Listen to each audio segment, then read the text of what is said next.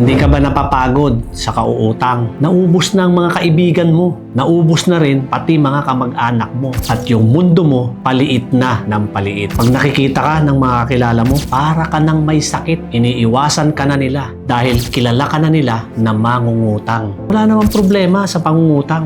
Lalo na kung gagamitin mo ito sa hanap buhay at kung may emergency ka. Dahil tinitiyak ko sa'yo, maiintindihan ka ng mga kaibigan at mga kakilala mo. Alam mo ba kung saan may problema? Hindi ka marunong magbayad.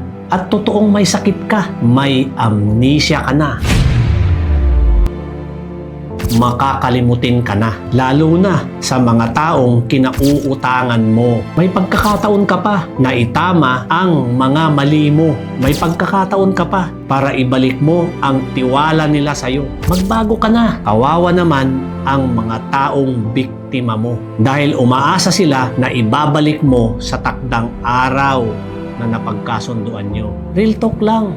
Mga ma'am sir, huwag mong hayaan na maubos ang mga taong nagtitiwala sa'yo. Baka dumating ang araw na kakailanganin mo talaga ang tulong pero wala nang naniniwala sa'yo.